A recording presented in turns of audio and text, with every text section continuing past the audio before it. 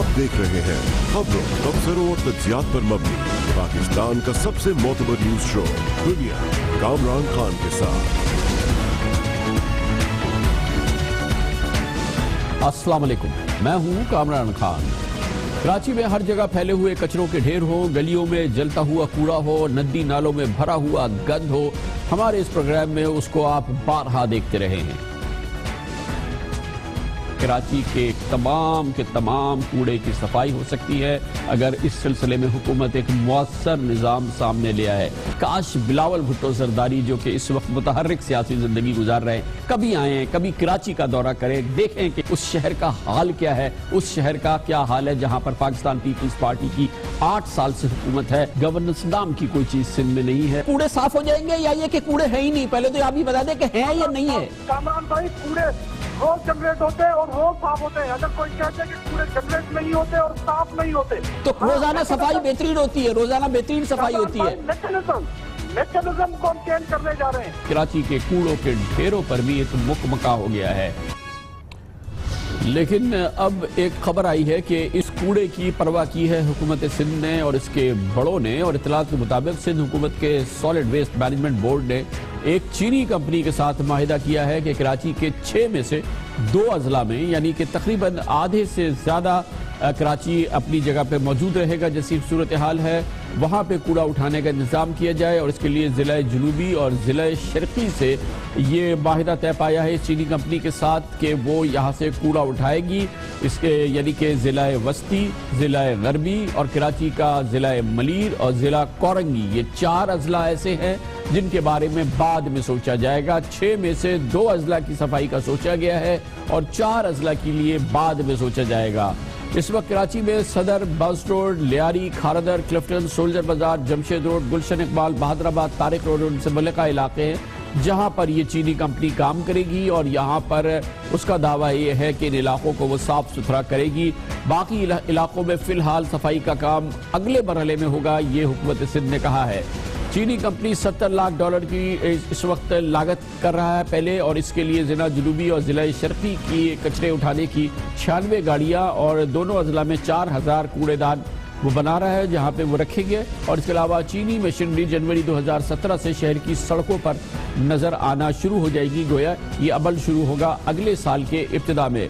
सफाई के कामों में बल्दियाती म्यूनिसिपल वर्कर्स भी हिस्सा लेंगे और कचरा उठाने वाले ट्रक्स और मशीनरी पर चीन कराची के इलाकों के नाम लिख दिए गए हैं और इसकी तशहीर की गई है कि चीन में बाकायदा अब इसके लिए तैयारियां हो रही हैं। दुनिया भर के सनती शहरों में कचरे को मुख्तलिफ मराहिल से गुजर कर वसाइल और तवानाई हासिल की जाती है, लेकिन हमारे यहाँ ज़्यादातर कचरा सड़कों, चौराहों और खाली प्लॉट हो बल्कि नालों में भी फेंक दिया जाता है जो वहाँ हफ्तों पड़ा रहता है और इससे बीमारियाँ भी पैदा होती हैं और भी मसाइल पैदा होते हैं। एक अंदाज़ा है कि कराची के तमाम अजला में तकरीबन 15,000 टन कचरा रोज़ाना पैदा होता है, लेकिन हुकूमत इस कचरे का सिर्फ 3% ही उठा पाती है, जबकि 70% कचरा जो लैंडफिल साइट्स है वहाँ तक नहीं पहुँच पाता और शहर में फैल जाता है। ताफुन, गंदगी और जो हर तरफ आपको कूड़ा नजर आता है, ये वही 70% कचरा है जो कि टच भी नहीं किया जाता, उठाया ही नहीं जाता। इस कचरे में माहिरीन ये भी कहते हैं कि केमिकल्स भी होते हैं, जहरीले मादे भी होते हैं और जिससे बीमारियां फैलती हैं। कराची का 2 अजला में सफाई होगी, 4 अजला में सफाई फिलहाल कोई मंसूबा नहीं है। इस पर बात करते हैं, इसके लिए हमें ज्वाइन किया है जाम खान शोरो ने, जो सूबाई वजीर बल्दियात भी हैं। बहुत बहुत शुक्रिया शोरो साहब। कितना वक्त लगेगा इस वक्त आपके जो कराची के सिर्फ 2 अजला को साफ करने का फिलहाल मंसूबा बनाया गया, 4 अजला को टच नहीं कर रहे, मजीद पूरे कराची की सफाई कब करने का इरादा है? देखिए, कराची साउथ और ईस्ट की आउटसोर्सिंग का काम इंटरनेशनल कॉम्पिटिटिव बिडिंग के थ्रू हुआ था। चाइनीज जो कंपनी थी उनके साथ एग्रीमेंट हो गया है। अभी 3 महीने का टाइम अभी उन्होंने मांगा है कि 3 महीने के अंदर वो सारी इम्पोर्ट लॉजिस्टिक्स कर लेंगे। जनवरी फरवरी के दरमियान इंशाल्लाह ग्राउंड के जो मशीनें इम्पोर्ट होकर शिपमेंट होकर यहाँ पे ग्राउंड पे पहुंच जाएगी। हमारी एग्रीमेंट काउंसिल के साथ हो गई है, साउथ की काउंसिल के साथ और ईस्ट की काउंसिल के साथ, कि 1000 लोग जो है पर डीएमसी में स्वीपिंग स्टाफ 1000 ये देंगे। मशीन चाइनीज इम्पोर्ट करेंगे। $26 के करीब हम आउटसोर्स कर रहे हैं पर टन, जो हमें जीटीएफ तक पहुंचा के देंगे। اور جو شارٹ فال ہوگا پیسوں کا وہ سندھ گورنمنٹ بھرے گی. اچھا، اس کے ساتھ ہم یہ مان رہے ہیں کہ ہم سندھ میں ہماری حکومت، ہم لوگ سندھ کی حکومت، یہاں کی بلدیاتی حکومتیں اپنا کچرا نہیں اٹھا سکتی، اس کے لیے چین سے لوگ آئیں گے. ماننا نہ ماننا نہیں، ایک گراؤنڈ ریئلٹی ہے. پوری دنیا آؤٹ سورسنگ کے اوپر گئی ہے. پوری دنیا میں میکنائز طریقے سے آؤٹ سورس بھی ہوتا ہے، گاربیج ٹرانسفر اسٹیشن بھی بنتے ہیں، لینڈ فل سائٹ مینجمنٹ ایک بڑی سائنس ہے وہ بھی ہوتی ہے، اور ویسٹ ٹو انرجی پلانٹ بھی لگتے ہیں. اس کے لیے آؤٹ سورسنگ اس وجہ سے ضروری ہوتی ہے کہ آؤٹ سورسنگ کے تھرو یہ انشور ہو جاتا ہے کہ جو گاربیج اٹھایا جاتا ہے ان کو پر ٹن کے حساب سے کمپنی کو پیسے دیے جاتے ہیں، اور وہ لینڈ فل سائٹ پہ جہاں پہ ویسٹ ٹو انرجی بنانا ہوتا ہے وہاں پہ یہ بات انشور کی جاتی ہے کہ جو ریکوائرڈ را مٹیریل ہے وہ پہنچ جائے. بہت بہت شکریہ. جام خان شورو ہمارے ساتھ تھے. کمرشل بریک اور اس کے بعد ذکر کریں گے. اس وقت تقریباً پورے پاکستان میں کیبل آپریشن بند ہے، لوگ کیبل ٹی وی نہیں دیکھ پا رہے ہیں، اور یہ ایک غیر معمولی صورتحال ہے. پورے پاکستان کے کیبل آپریٹرز تمام کے تمام بند ہیں. اس سے پہلے ملک میں ہنگامی صورتحال میں سن 2007 میں ایسا ہوا تھا، اور اس کی وجہ یہ ہے کہ کیبل آپریٹرز احتجاج کر رہے ہیں. اس پر بات کریں گے. اس کے لیے ہمیں جوائن کریں گے کیبل آپریٹرز کی یونین کے سربراہ ایک چھوٹے سے وقفے کے بعد.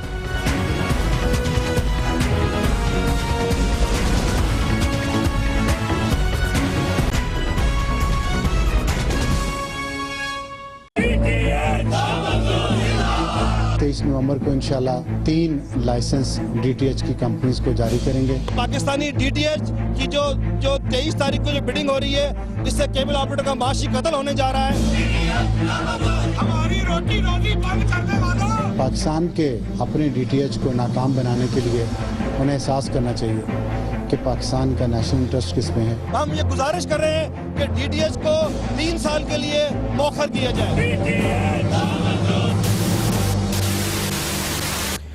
Welcome back. کیبل آپریٹرز ایسوسی ایشن کی ہڑتال ہے، جس کے نتیجے میں اس وقت پورے پاکستان میں کیبل آپریٹرز کی ہڑتال کی وجہ سے کیبل ٹی وی نظر نہیں آ رہا ہے.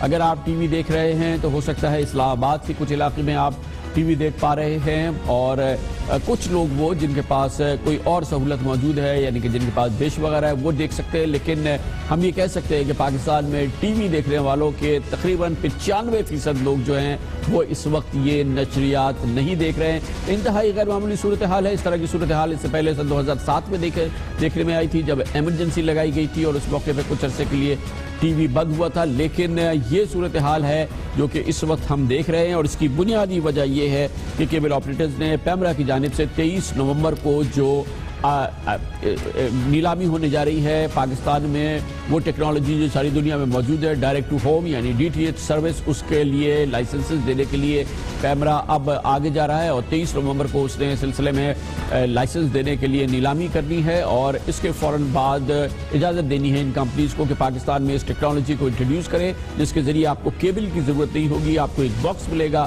اور اس باکس کے ذریعے آپ نشریات دیکھ سکتے ہیں. اور یہ بھی کہا جا رہا ہے حکومت کی جانب سے، پیمرا کی جانب سے، کہ یہ ایک بہتر نشریات ہوگی. آپ کو جو کیبل میں مسائل نظر آتے ہیں وہ اس میں مسائل نظر نہیں آئیں گے. اور اس کے علاوہ کیبل آپریٹرز جو ہیں وہ اپنی مرضی جو ہے وہ ہر کیبل آپریٹرز اپنی مرضی کے لحاظ سے نشریات نہیں کر سکے گا. لیکن اس کے بڑے بنیادی اثرات ہوں گے، اور خاص طور پہ کیبل آپریٹرز کہتے ہیں کہ ان کے کاروبار کو ختم کرنے کے لیے یہ ایک منصوبے کے تحت حکومت نے ڈی ٹی ایچ کی جو یہ پیشکش ہے اس کو اس طریقے سے اور تیزی سے آگے لائے ہیں، اور جس کی وجہ سے جس کا بنیادی مقصد یہ ہے کہ کیبل آپریٹرز کو مجبور کیا جائے کہ وہ ایک کاروبار چھوڑیں. اور اس صورتحال کے نتیجے میں اب اس وقت پاکستان میں تمام چینلز یا جو آپ دیکھتے تھے کیبل پہ وہ آپ نہیں دیکھ پا رہے ہیں. بعض ماہرین کہتے ہیں کہ اس پہ شاید حکومت کے لیے اطمینان کا ماحول ہو، کیونکہ حکومت کے لیے تنقیدی ماحول ہوتا ہے جو کہ بھرپور نظر آتا ہے.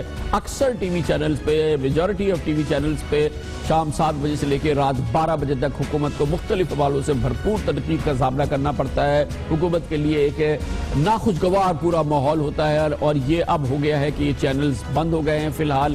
لیکن اس کے بہت ہی کلیدی اثرات ہوں گے، کیونکہ فوری طور پہ جو ریونیوز آتے ہیں تمام ٹی وی چینلز کو وہ ایڈورٹائزنگ ایجنسیز ریونیوز نہیں دیں گے، اور اس طرح سے جو ریونیوز کا ذریعہ ہے کیبل ٹی وی چینل معاف کیجیے گا ٹیلی ویژن چینلز کے پاس، وہ رک جائے گا اور یہ ایک بحران ہے جو کہ پیدا ہونے جا رہا ہے۔ اس پر بات کرنے کے لیے ہمارے ساتھ موجود ہیں کیبل آپریٹرز ایسوسی ایشن کے سربراہ چیئرمین جناب خالد آرائیں۔ بہت بہت شکریہ خالد آرائیں صاحب۔ یہ فرمائیے گا کہ بات بھی ہوئی اسحاق ڈار صاحب کے ساتھ، 2 میٹنگز ہوئی آپ لوگوں کی، لیکن کیا وجہ ہے؟ آپ کہیں گے ان کی غلطی ہے، وہ کہہ رہے ہیں کہ آپ نے بات نہیں مانی، مگر آپ بتائیں احوال تو دیں کچھ۔ کامران بہت شکریہ کامران صاحب، کیبل آپریٹرز کے ایشو کو حل کرنے کے لیے آپ نے ہمیں یہاں موقع دیا۔ 2 دن مذاکرات چلے۔ مذاکرات سے پہلے پاکستان بھر کے کیبل آپریٹرز سراپا احتجاج ہوئے اور پیمرا ہیڈ آفس کے بعد ہزاروں کی تعداد میں کیبل آپریٹرز نے پیمرا کے سامنے مظاہرہ کیا، جس پر پی بی اے کے چیئرمین میاں عامر محمود اور جنرل سیکریٹری صاحب جنرل شکیل مسعود صاحب سے ہماری ملاقات ہوئی اور ہم نے یہ کہا کہ یہ کیبل آپریٹرز یہ سراپا احتجاج ہے اور جو ڈی ٹی ایچ کو لایا جا رہا ہے، یہ پیمرا پہلے اپنے جو کیبل آپریٹر سے جو وعدے کیے گئے تھے ڈیجیٹائزیشن کے مراحل کو مکمل کرنے، اس کے بعد ڈی ٹی ایچ کو لایا، ہمیں اس پہ کوئی اعتراض نہیں ہے۔ اور یہ ہم نے ان خدشات کا اظہار بھی کیا کہ اچانک ہی یہ ڈی ٹی ایچ کامران صاحب پچھلے 16 سال سے پیمرا کے لاز میں موجود ہے، اچانک ہی چیئرمین افسر سالم کے آنے کے بعد ڈی ٹی ایچ کے قانون سازی میں تیزی لائی گئی اور ہم تو کوئی ایسی ڈیمانڈ نہیں کر رہے ہیں یا کوئی ہم حکومت سے ایسی مراد نہیں مانگ رہے ہیں، ہم صرف یہ کہہ رہے ہیں کہ نہ ہی ہم ٹیکنالوجی کا راستہ روک رہے ہیں۔ ہماری ایک چھوٹی سی ڈیمانڈ تھی کہ اس کو مؤخر کیا جائے، لیکن خالد آرائیں صاحب یہ مؤخر کافی عرصے سے ہوا چلا رہا ہے نا، آپ کہہ رہے ہیں 16 سال سے یہ معاملہ ہے۔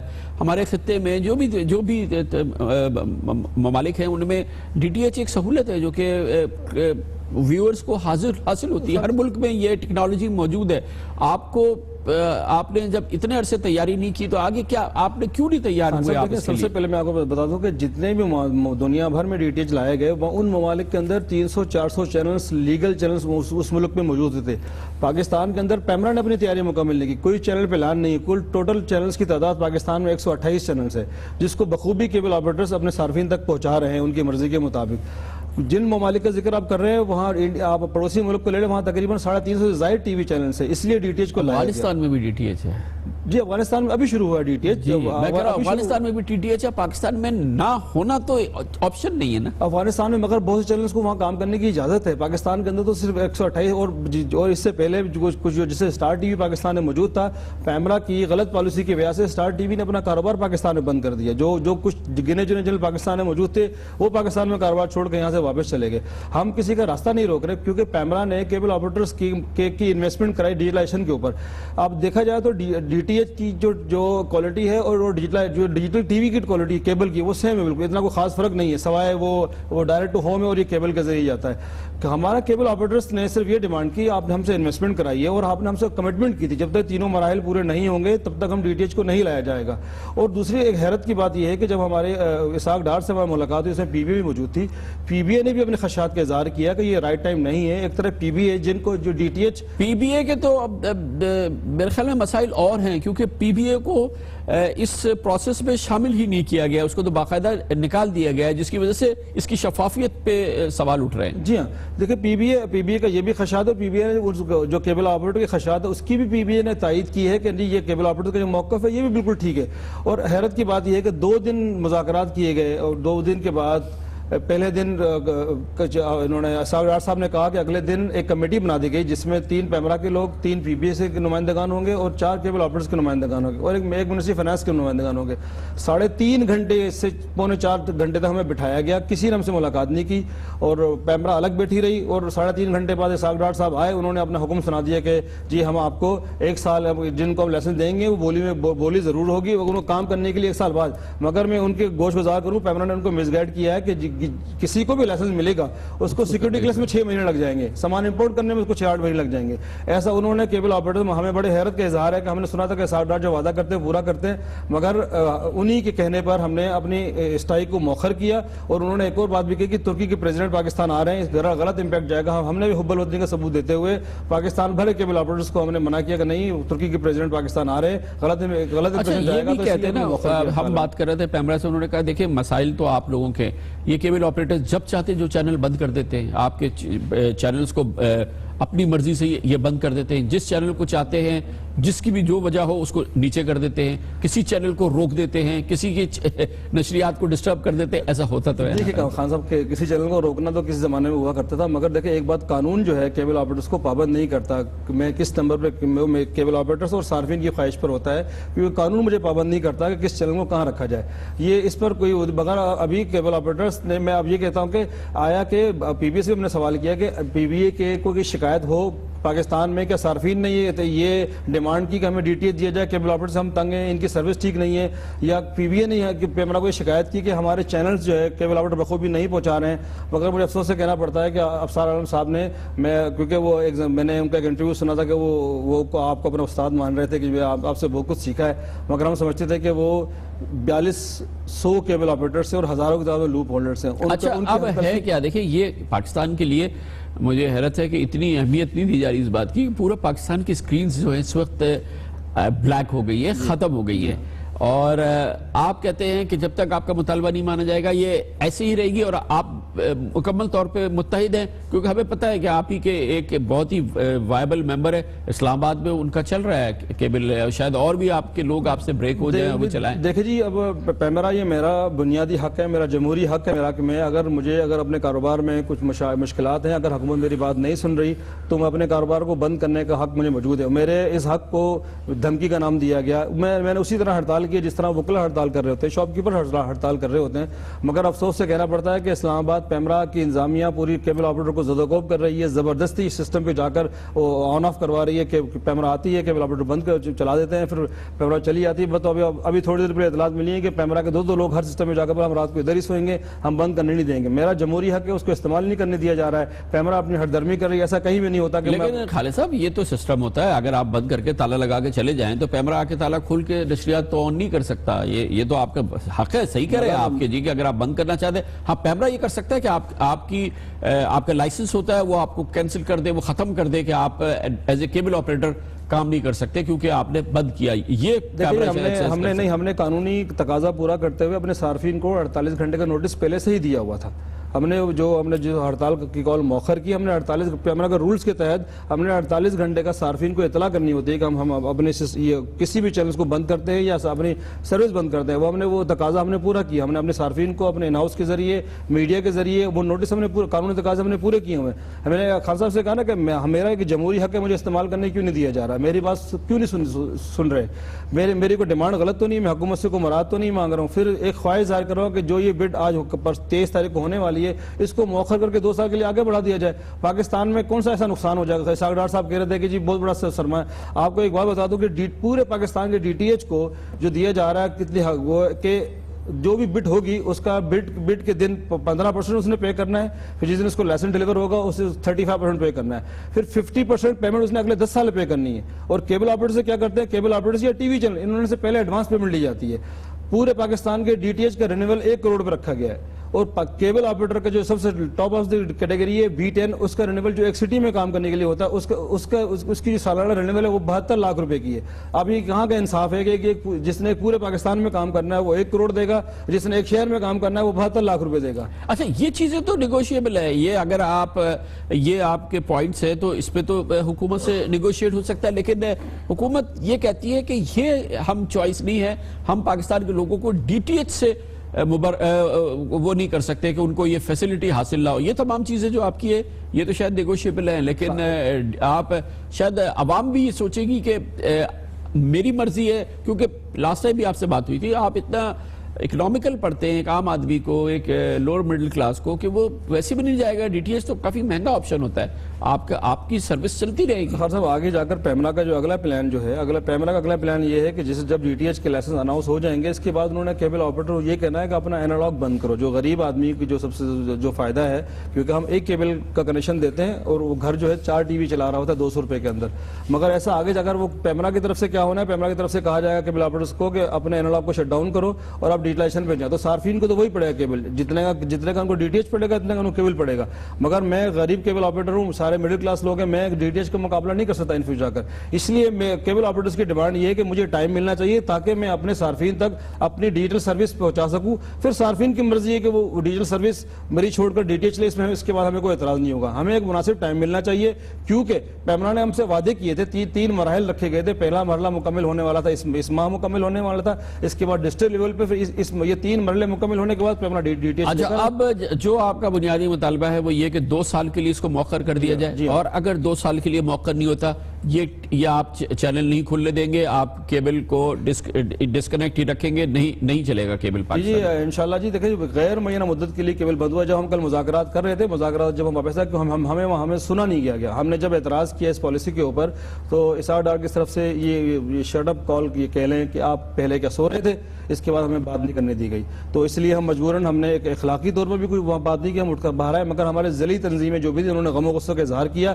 کہ ہم آپ اس کی بات کو نہیں مانتے، اگر نہیں کریں گے تو ہم آپ، کیونکہ ہماری پھر لیڈرشپ خطرے میں پڑ گئی. ہم تو وہاں سے اٹھ کر واپس باہر نکل آئے کہ انہوں نے کہا جو مذاکرات کامیاب ہوئے. ہم نے کہا ہماری نظر میں تو کامیاب نہیں ہوئے، مگر ہمارے ذیلی تنظیمیں سب نے دباؤ ڈالا کہ نہیں ہڑتال ہونی چاہیے. اس لیے یہ خالد رائے کی پرسنل رائے نہیں، یہ پاکستان کے ہر اس غریب کیبل آپریٹر کی ڈیمانڈ ہے کہ ڈی ٹی ایچ کو مؤخر کرنے کے اب حق کے لیے انہوں نے اپنی مدد آپ کے ہر جگہ.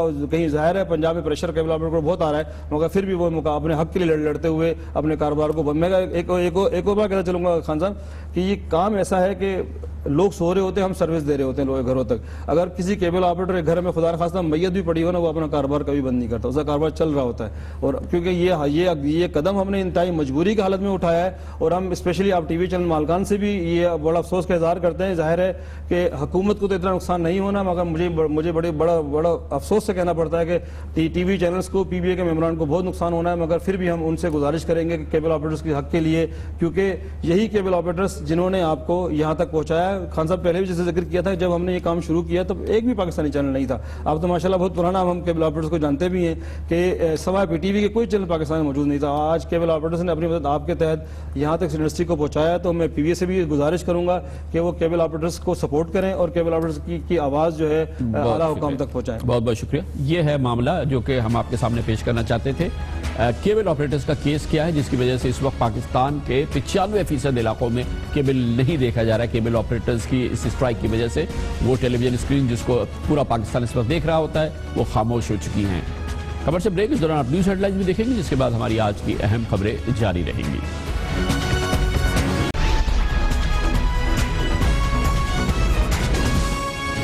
آپ دیکھ رہے ہیں خبروں، تبصروں اور تجزیات پر مبنی پاکستان کا سب سے معتبر نیوز شو دنیا، کامران خان کے ساتھ.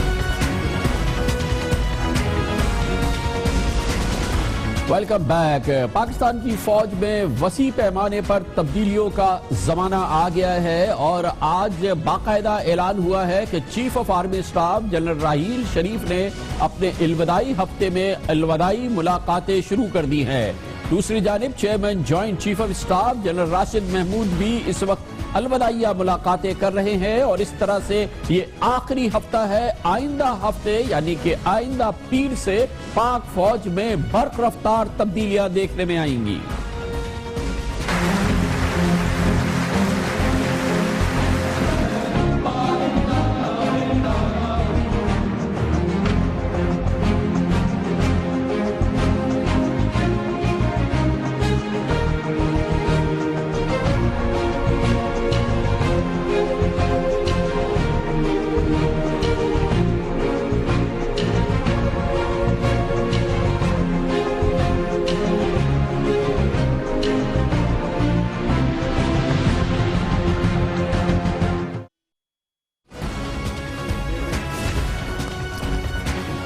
یہ برق رفتار تبدیلیاں ہوں گی پیر کو، اور اس سلسلے میں بہت اہم دن ہوگا 28 نومبر کو، جب chief of army staff general Raheel Sharif اور chairman joint chief of staff general Rashid Mahmood کی مدت ملازمت ختم ہو رہی ہے.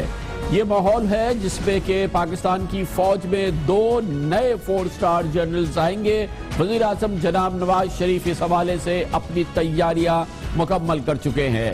کس حد تک یہ تیاریاں ہوئی ہیں، کتنی مکمل ہوئی ہیں، اس پر بات کرتے ہیں اس نئے زمانے کے حوالے سے وفاقی کابینہ کے اہم رکن اور وفاقی وزیر دفاع جناب خواجہ محمد آصف ہمیں جوائن کر رہے ہیں۔ بہت بہت شکریہ خواجہ صاحب، آپ نے ہمیں جوائن کیا ہے۔ یہ بتائیے گا کہ وزیر اعظم اب نیا آرمی چیف اور نیا chairman joint chief of staff مقرر کرنے جا رہے ہیں، ان کی ٹاپ پرائرٹی کیا ہے، سب سے پہلے ترجیح کیا ہے؟ ہاں خان صاحب، جو ٹریڈیشنز یا جو کامیابیاں یا جو ورثہ جنرل رحیل چھوڑ کے جا رہے ہیں، اس کو نہ صرف اس صدارے کے جو سربراہان ہیں ان کو نہ صرف کیری کرنا ہوگا، بلکہ اس میں عرف عام میں جو کہتے ہیں اس میں ویلیو ایڈیشن بھی کرنی ہوگی۔ جس کامیابی سے دہشت گردی کے خلاف جنگ لڑی گئی ہے، جس کامیابی کے اور رادر جاری ہے ابھی بھی جنگ جو ہے، اور جس کامیابی کے ساتھ جو ہے وہ کراچی میں امن واپس آیا ہے، اس کا جو تکمیل ہے اس ساری کیمپین کی، یہ بہت بڑی ذمہ داریاں ہوں گی نئے آرمی چیف کے کاندھوں پہ۔ اور میں سمجھتا ہوں کہ جو ٹریڈیشنز اور جو کامیابیوں کا ایک سلسلہ جنرل رحیل اپنے 3 سال میں بنا کے جا رہے ہیں، ریٹائر ہو رہے ہیں، وہ اس کو آگے بڑھانا ہوگا، اس ادارے کے سربراہ کو۔ اور ایک بڑی تابندہ روایات ہیں جن کو بلند رکھنا پڑے گا، ان کو اپ ہولڈ کرنا ہوگا۔ اور ادارے نے میرا خیال ہے جو نام کمایا ہے، جو افراد نے بھی تو نام کمایا، لیکن ادارے نے بھی جو ہے بڑی گڈ ول اور بڑا رسپیکٹ، احترام اور لوگوں کی جو خواجہ صاحب یہ فرمائیے گا پاکستان میں گو کہ یہ روایت نہیں رہی کہ سینئر موسٹ لیفٹیننٹ جنرل کو چیف آف آرمی سٹاف بنایا جائے، اور یہ اس سے پہلے دیکھنے میں نہیں آیا۔ مثلا جنرل راحیل خود سینئر موسٹ نہیں تھے اس لحاظ سے جب وہ چیف آف آرمی سٹاف بنے۔ آپ فرمائیے گا کہ وزیر اعظم کے نزدیک کیا پرائرٹی ہوگی؟ کیا سینئر موسٹ کو آرمی چیف بنا دیا جائے گا، یا یہ کہ وزیر اعظم کی ترجیحات کچھ اور ہیں اس حوالے سے؟ خان صاحب، جو ریکمنڈیشنز آتی ہیں وزیر اعظم کے پاس، نارملی وہ ایک ہی کورس کی ہوتی ہیں۔ جو بھی ریکمنڈیشنز ہوتی ہیں، جو جن آفیسرز کے نام ہوتے ہیں، جن لیفٹیننٹ جنرلز کے نام ہوتے ہیں، وہ ایک ہی کورس کے ہوتے ہیں۔ انہوں نے ایک ہی دن کمیشن لی ہوتی ہے۔ وہ کورس میں اپنے جو ان کا جو انٹرنل جو ایک گریڈنگ ہوتی ہے اس کورس کی، اس میں وہ آگے پیچھے ہوتے ہیں۔ اس میں سینیورٹی کا پر سے جس طرح آپ کہہ رہے ہیں اس طرح کوئی سلسلہ نہیں ہوتا۔ اگر ایک کورس کو چھوڑ کے جب آپ سیکنڈ کورس کو موو کرتے ہیں تو دین وہ آئی تھنک سینیورٹی کا مسئلہ جو ہے نا ارائز ہوتا ہے کہ ایک آفسر جو ہے دوسرے آفسر سے ایک کورس جو ہے وہ جونیئر ہے۔ تو یہ میں سمجھتا ہوں کہ یہ چیز کلیریفائی ہونی چاہیے ناظرین کے علم کے لیے کہ پچھلی دفعہ بھی اور انشاءاللہ تعالی اس دفعہ بھی جو لوگ کنسیڈر ہو رہے ہیں وہ ان میں جو ہے ایک ہی کورس کے آفسرز جو ہے نا وہ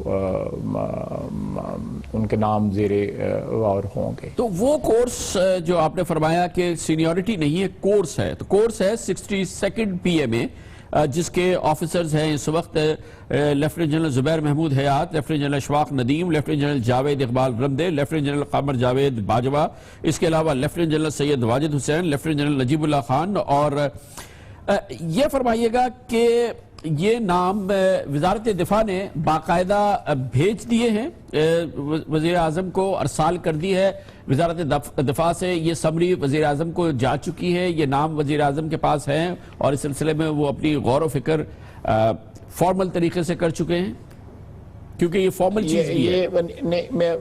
خان صاحب، جو وزیر اعظم نے پچھلی دفعہ بھی آپ کو یاد ہے کہ 1 دن کے 2 دن پہلے اناؤنس ہوا تھا جنرل رحیل کا، جب جنرل کیانی ریٹائر ہوئے تھے، تو یہ پروسیس تو ایک اپنی اس کے اوپر جو کیا کہتے ہیں روٹین میں سٹارٹ ہو جاتا ہے۔ یہ فوج کی ٹریڈیشن ہے، فوج کی روایت ہے کہ اس میں کوئی اس قسم کی ایمبیگوٹیز نہیں ہوتی.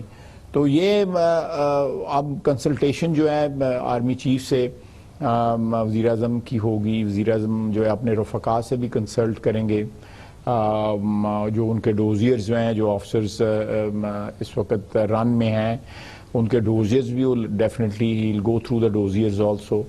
تو یہ سلسلہ جو ہے یہ میرا خیال ہے اب 29 تاریخ ہے ریٹائرمنٹ کی. میرا خیال ہے چیئرمین جوائنٹ چیف کی جو ہے وہ ایک روز قبل ہے، if I'm not wrong. تو یہ فیصلہ میرا خیال ہے one should expect it any day next during this week. اچھا خان صاحب، جنرل راحیل سے مشورہ کریں گے، آپ نے کہا کہ یہ امپورٹنٹ ہے. حالانکہ وزیر اعظم کی ثوابدید ہے، پچھلی دفعہ بھی انہوں نے جب جنرل راحیل کو اپوائنٹ کرنا تھا جنرل کیانی سے مشورہ کیا تھا، اور جو جنرل کیانی کی شاید پریفرنس تھی وزیر اعظم نے اس کو تسلیم نہیں کیا تھا، اپنی ثوابدید استعمال کی تھی. لیکن ابھی اس دفعہ وزیر اعظم کا خیال ہے کہ وہ اس حوالے سے تفصیلی مشورہ کرنا چاہتے ہیں جنرل راحیل شریف سے، اس سے پہلے کہ وہ باقاعدہ نام کا اعلان کریں.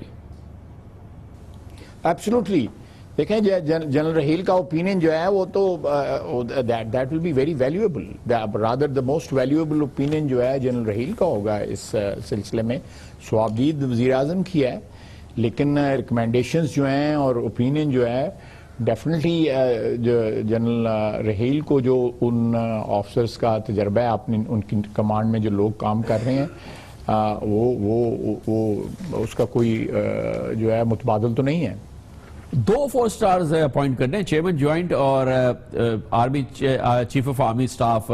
وزیر اعظم اب اناؤنسمنٹ کی پوزیشن میں ہیں، تیار ہیں یہ 2 پوزیشن 2 4 سٹارز کے لیے؟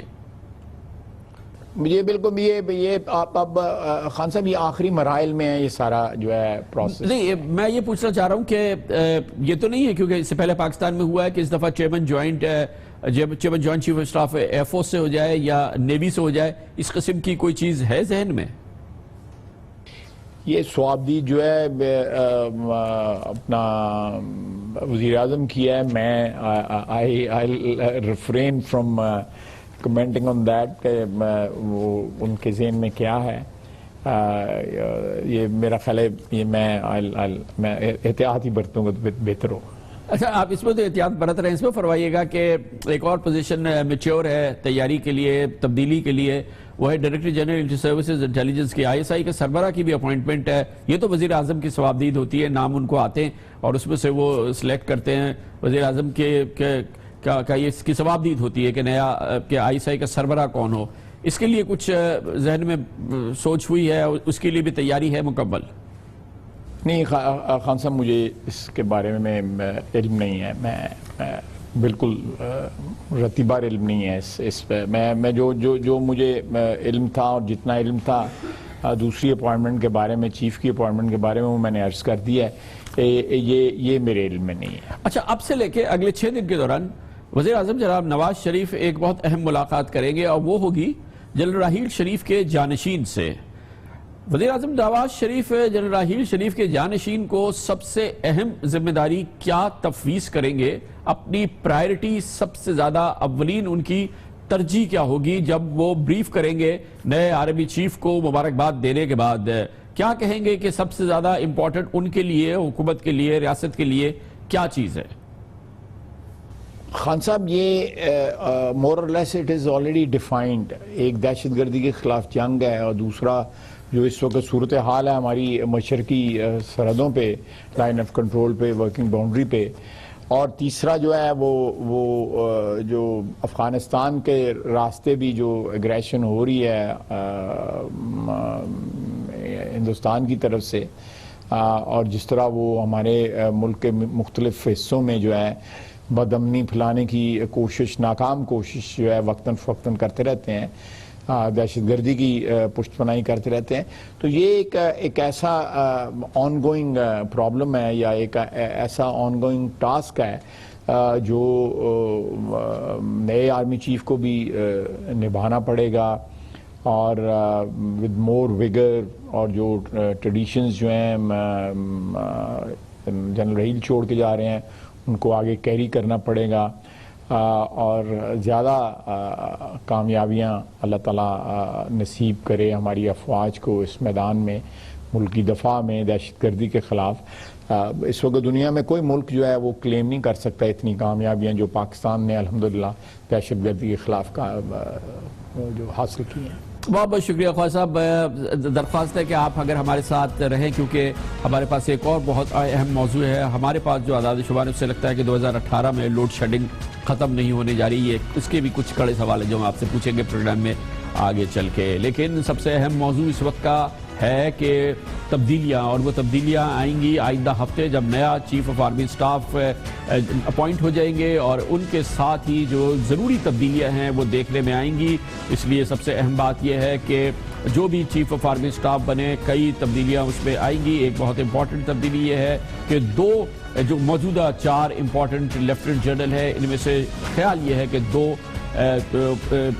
4 سٹار ہو جائیں گے، جن میں سے ایک چیئرمین جوائنٹ چیف ہو جائے گا اور ایک obviously chief of army staff ہو جائے گا۔ اس کی وجہ سے جگہیں خالی ہوں گی فوج میں۔ سب سے اہم جگہ ہوگی چیف آف جنرل سٹاف کی، جو لیفٹیننٹ جنرل زبیر محمود حیات بہر صورت خالی کریں گے، اور یہ انتہائی کلیدی پوزیشن ہے جس کو کہ نئے آرمی چیف نے بھرنا ہوگا، کیونکہ فوج کی سب سے اہم position general headquarters GHQ کا اینکر CGS ہوتا ہے، اور وہ پہلا اپوائنٹمنٹ ہوگا جو کہ نئے چیف آف آرمی سٹاف کو کرنا ہوگا۔ اس کے علاوہ کئی کور کمانڈرز کی پوزیشن خالی ہو رہی ہے۔ خالی اس لحاظ سے ہو رہی ہے کہ دستور اور روایت یہ ہے اور طریقہ کار یہ ہے پاکستان کی فوج میں کہ لیفٹیننٹ جنرل جو ہے ان کے پاس 4 سال کی مدت ہوتی ہے۔ 2 سال وہ کمانڈ پوزیشن میں ہوتے ہیں، یعنی کہ وہ کور کمانڈر ہوتے ہیں، اور 2 سال ان کے پاس پرنسپل سٹاف پوزیشن ہوتی ہے، یعنی کہ وہ سٹاف پوزیشن پر ہوتے ہیں۔ عمومی طور پہ ایسا ہوتا ہے، ہر صورت میں ایسا نہیں ہوتا۔ اس صورت میں یہ ہوتا ہے کہ جو جنرل 2 سال کمانڈ پوزیشن کر لے پھر وہ سٹاف پوزیشن پر جاتا ہے، اور اس میں 2 بہت اہم پوزیشن ہیں جو کہ خالی ہونے جا رہی ہے امکانی طور پہ۔ ایک تو ہے کراچی کے کور کمانڈر لیفٹیننٹ جنرل نوید مختار، جو کہ 2 سال اپنی مدت تقریباً کر چکے ہیں۔ اس کے علاوہ پشاور کے کور کمانڈر لیفٹیننٹ جنرل ہدایت الرحمان، وہ بھی اپنی 2 سال کی مدت کر چکے ہیں، اور اس طرح سے نئے آرمی چیف کو 2 امپورٹنٹ کور کمانڈرز اپوائنٹ کرنے ہوں گے فوری طور پہ کراچی میں اور پشاور میں۔ اس کے علاوہ ایک بہت اہم پوزیشن خالی ہو رہی ہے یا تیاری ہے خالی ہونے کے لیے تیار ہے، وہ ہے director general inter services intelligence, یعنی کہ لیفٹیننٹ جنرل رضوان اختر کی پوزیشن۔ جنرل رضوان اختر 8 نومبر 2014 کو DGISI مقرر کیے گئے تھے۔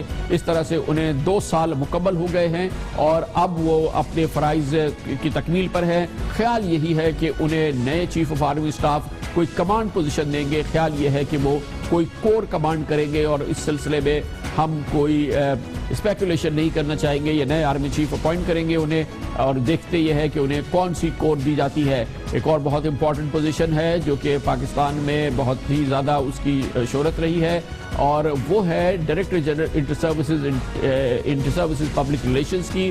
یہ پوسٹ پہلی بار ایک لیفٹیننٹ جنرل کو پروموٹ کیا گیا، یعنی کہ جنرل عاصم سلیم باجوہ۔ جنرل عاصم سلیم باجوہ 2000 سے سن 2012 سے DGISPR ہے، جو کہ ایک بڑی طویل مدت ہے، 4.5 سال ہو گئے ہیں جنرل عاصم سلیم باجوہ کو director general inter services public relations بنے ہوئے، اور اب خیال یہی ہے کہ کیونکہ وہ پروموٹ ہو چکے ہیں لیفٹیننٹ جنرل کی حیثیت سے، وہ ان کو کوئی کمانڈ پوزیشن، لیکن اب یقین سے نہیں کہہ سکتے کہ نئے آرمی چیف ان کے لیے کیا پوزیشن تفویض کرتے ہیں، لیکن خیال یہی ہے کہ DGISPR ایک بار پھر میجر جنرل کی پوزیشن کو دیا جائے گا، اور نئے آرمی چیف فیصلہ کریں گے کہ ان کے DGISPR کون ہوئے۔ یہ بڑی امپورٹنٹ پوزیشن ہوتی ہے، اور یہ فیصلہ نئے آرمی چیف نے کرنا ہے۔ اس کے علاوہ کئی اور ایسی اہم پوزیشن ہیں آرمی میں جو کہ کمانڈ پوزیشن پہ لیفٹیننٹ جنرل 2 سال پورے کر چکے ہیں، اس حوالے سے بھی فیصلہ ہوگا۔ ایک اور بہت اہم فیصلہ کرنا ہے نئے چیف نے، اور وہ جہاں وہ پاکستان کی دہشت گردی کے خلاف جنگ آپریشن ضرب عزم کی کنٹینیوٹی کے حوالے سے فیصلہ کریں گے، وہاں کراچی کے امن میں جو پاکستان آرمی کا سٹیک ہے، جو کہ اس نے اس بات کی کمٹمنٹ کی ہوئی ہے کہ کراچی کو ایک پرامن شہر بنانا ہے، کیونکہ اس کی اسٹریٹجک اہمیت ہے، اس کی کنٹینیوٹی بھی چاہیے ہوگی، اور اس کے لیے ایک اہم فیصلہ کرنا ہوگا نئے چیف آف آرمی سٹاف کو، کیونکہ میجر جنرل بلال اکبر جو کہ DG رینجرز ہے اور 18 ستمبر 2014 سے ہیں، تقریباً 2.25 سال ہو چکے ہیں انہیں، ڈی جی رینجرز تعینات ہوئے اور اس لیے خیال یہی ہے کہ اب ان کی بھی پوزیشن رائٹ ہے، تیار ہے کہ وہاں پہ نیا ڈی جی رینجرز آئے. تو یہ فیصلہ بھی جو ہے نئے چیف آف آرمی سٹاف نے کرنا ہے. یہ کل مجموعی طور پہ کئی امپورٹنٹ پوزیشنز ہیں جو کہ اگلے ہفتے سے ہم دیکھیں گے کہ اس کی تبدیلیاں شروع ہو جائیں گی. بعض پوزیشنز تو فوری طور پہ بھریں گی، جس میں خاص طور پہ چیف آف جنرل سٹاف کی پوزیشن ہے، جو جنرل زبیر محمود حیات کی جو بھی پوسٹنگ ہوتی ہے، جو بھی ان کے بارے میں فیصلہ ہوتا ہے، خیال یہی ہے کہ یہ پوزیشن اویلیبل ہو جائے گی فوراً ہی. تمام موضوع پہ بات کرتے ہیں اور اس کے لیے ہمیں جوائن کیا ہے دفاعی امور کے ممتاز تجزیہ کار جناب air marshal retired Shahzad Chaudhry ہمارے ساتھ ہوں گے مگر ایک چھوٹے سے واقعے کے بعد.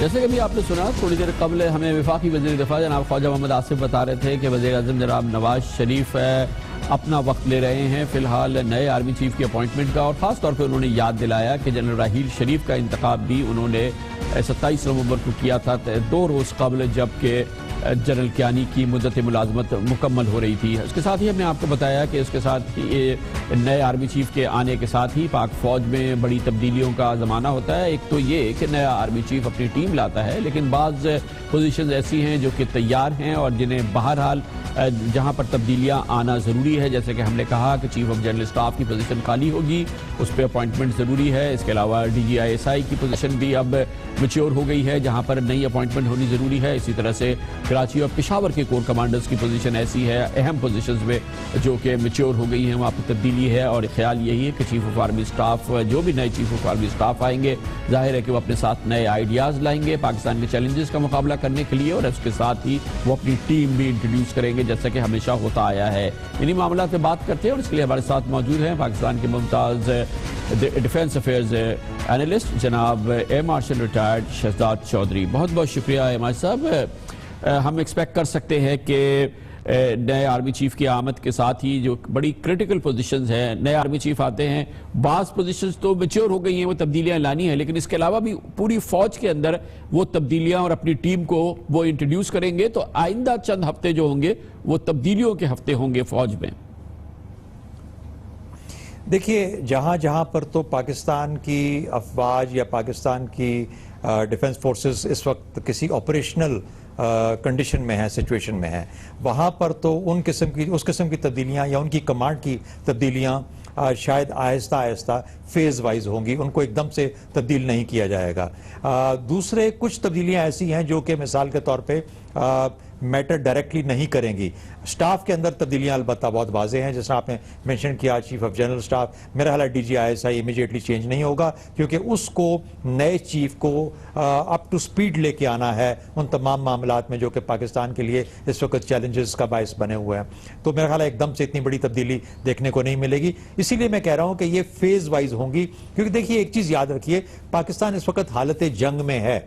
یہ جنگ کی نوعیت مختلف ہے، یہاں جہاز نہیں چلتے، یہاں بامز نہیں گرتے، یہاں پر محاذ نہیں کھلتے، یہاں پر محاذ اندرونی ہیں، یہاں پر محاذ ڈپلومیٹک لیول پہ ہیں، یہاں پر محاذ ایل او سی اور ورکنگ باؤنڈری پہ آرٹلری شیلز کی ایکسچینجز کے اندر ہیں. ایک حملہ نہیں ہے جو کہ پہلے کسی زمانے میں روایتی جنگ میں ہوا کرتا تھا. تو اس جنگ کا ایک عمل جاری ہے، اس جنگ کو کنٹینیو کرنا ہے. جو نیا لیڈر آئے گا جسے کہتے ہیں کہ he will have to hit the deck running، اس کا مطلب ہے کہ وہ بالکل اس جنگ کا کمانڈ میں آ جائے گا اگلے ہی دن 30 تاریخ کو جب وہ ٹیک اوور کرے گا، بلکہ 29 کی دوپہر کو. تو اس لیے وہاں پہ اتنی تبدیلیاں اتنی جلدی نہیں آئیں گی، لیکن بہر صورت یہ ایک ایسا عمل ہے جو کہ اپنے وقت میں اگلے 3 سے 6 ماہ کے ایک چیز تو ہم نے دیکھی ہے کہ آرمی چیف آتا ہے، چیلنجز تو ہوتے ہیں جو کہ کنٹینیو کر رہے ہوتے ہیں، لیکن اس کی سوچ بھی ہوتی ہے، اس کی سمت بھی ہوتی ہے، اس کے اپنے آئیڈیاز ہوتے ہیں، اس کی اپنی پرائرٹیز ہوتی ہیں، اور وہ بہت اثر انداز ہوتی ہے پوری فوج کی ساخت پہ بھی اور سوچ پہ بھی اور سمت پہ بھی.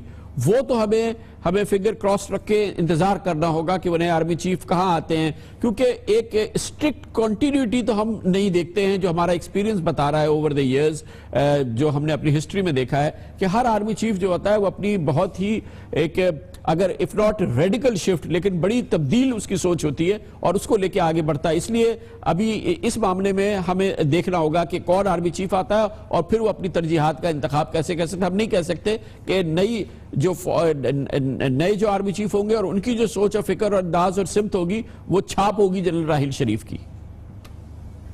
نہیں، چھاپ تو کبھی بھی نہیں ہوتی. دیکھیے اسٹائل آف لیڈرشپ ہمیشہ فرق ہوتا ہے. ہر شخص کا لیڈ کرنے کا، کمانڈ کرنے کا جو سٹائل ہے وہ مختلف ہوگا. اس کی ترجیحات میں تبدیلی اتنی زیادہ نہیں ہوگی جتنی اس کے سٹائل میں تبدیلی ممکن آپ کو نظر آئے گی. تو اس سٹائل کی تبدیلی سے ہمیں یہ باور کرانا مشکل ہو جاتا ہے کہ کیا جو اسٹریٹجیز ان پلیس تھیں اس میں بھی تبدیلی آئی ہے یا نہیں آئی. ہو سکتا ہے پرائرٹیز میں فرق آ جائے لیکن اسٹریٹجیز میں فرق آنا بہت مشکل ہے. ایک چیز یاد رکھیے کہ جو بھی چیف بنے گا وہ جنرل راحیل شریف کی ٹیم کا حصہ رہ چکا ہوگا اور یہ بھی عین ممکن ہے کہ وہ اس تمام بلو پرنٹ کا جو کہ جس کو ہم وار اگینسٹ ٹیرر کہہ رہے ہیں یا وار اگینسٹ ٹیررزم کہتے ہیں اس کا اصل میں خالق ہو، اس کا ایک حصہ رہ چکا ہو، لڑ چکا ہو. تو اس لیے وہ ان تمام چیزوں کو جانتا ہوگا اور پھر پچھلے 3 سال کے اندر اس کور کمانڈرز کے اندر رہتے ہوئے، پرنسپل سٹاف آفیسرز کے اندر اس کی اب جگہ ہوتے ہوئے وہ کہیں نہ کہیں پہ ان کے ساتھ مکمل طور پہ اس کا ہم آہنگ رہا ہے جنرل شریف کے ساتھ. اور اسی لیے میں کہتا ہوں کہ یہ جو ایک ایوالو ہوا ہے پاکستان کا ڈیزائن ٹو فائٹ اور اس کے تھرو چیلنجز کے تھرو نکلنا، اس جنگ کے تھرو نکلنا آن دی ادر سائڈ، یہ تقریباً ایک اسٹیبلشڈ طریقہ ہے. اب اس کے اندر آپ کو جب سٹائل آف لیڈرشپ فرق آئے گا، دیکھیے جنرل راحیل اور جنرل کیانی میں جو سٹائل آف لیڈرشپ تھا بہت فرق تھا. General Raheel was always on the borders, up front, ہر جگہ موجود ہوتے تھے. ایک انرجی لیول ایک ڈیفرنٹ تھا. اب یہ کہنا کہ جو نیا چیف آئے گا کیا اسی قسم کی انرجی لے کے آئے گا، پرسنل اور انسٹیٹیوشنل، وہ ایک مختلف چیز ہے.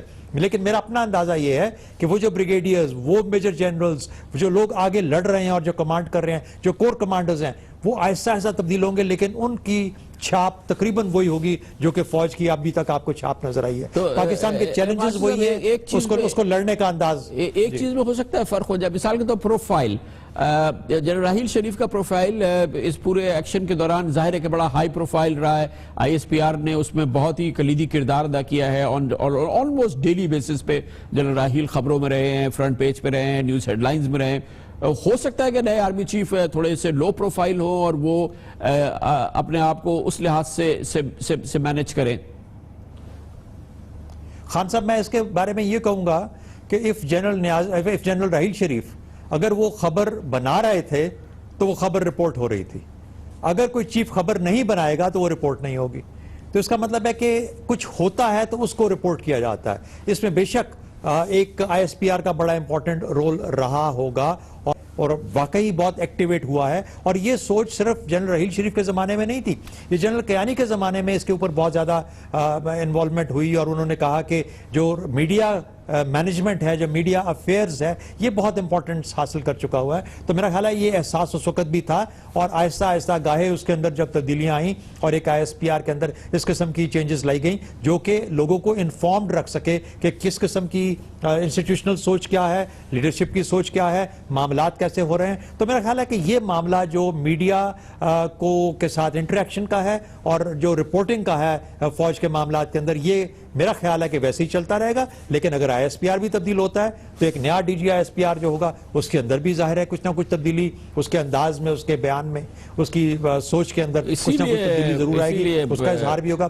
لیکن یہ 5 سے 7% میں اس کو، چاہے وہ change of command in the leadership ہے، 5 سے 7 سے 10% سے زیادہ میں اس کو نہیں دیتا. 80 to 90% آپ دیکھیں گے کہ یہ تقریباً معاملات ایسی چلتے رہیں گے. بہت بہت شکریہ air marshal retired Shahzad Chaudhry ہمارے ساتھ تھے. کمرشل بریک اور اس کے بعد ذکر کرتے ہیں 2013 کا 2018 کا پاکستان مسلم لیگ نون وزیر اعظم نواز شریف کے لیے ایک ہی ہدف ہے، بنیادی ہدف، سب سے بڑا ہدف، پاکستان میں لوڈ شیڈنگ کا خاتمہ ہو. کچھ اعداد و شمار، کچھ ڈیولپمنٹس ایسی ہیں جس سے لگتا یہ ہے کہ شاید یہ مشکل ہو جائے.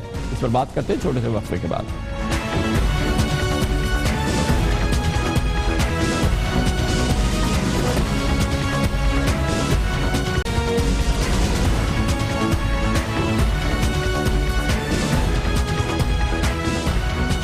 सन 2013 का इंतखाब हो, उससे पहले की बात हो या उसके बाद, वज़ीर आज़म नवाज शरीफ का कौम से सबसे बड़ा वादा और उनका दावा ये रहा है कि सन 2018 तक गोया आइंदा इंतखाबात तक पाकिस्तान भर से वो बिजली की लोड शेडिंग ख़त्म कर देंगे। वज़ीर आज़म ने ये बात बारहा कही है और अब वक्त करीब आ रहा है, गोया 18 महीने रह गए हैं कि वज़ीर आज़म का दावा और उनका वादा पूरा हो गया है या नहीं, उसे जांचा जाएगा। 18 तक जो है वो इस मुल्क के अंदर बिजली की किल्लत खत्म कर देंगे। 2018 में पाकिस्तान में बिजली की किल्लत का हमेशा के लिए खात्मा हो जाए।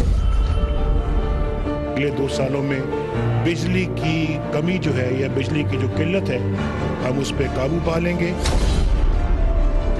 2018 दूर की बात नहीं है, ये तमाम जो इस वक्त लोड शेडिंग छोटी मोटी रह भी गई है, इसको भी इंशाल्लाह हमेशा के लिए खत्म कर दिया जाएगा।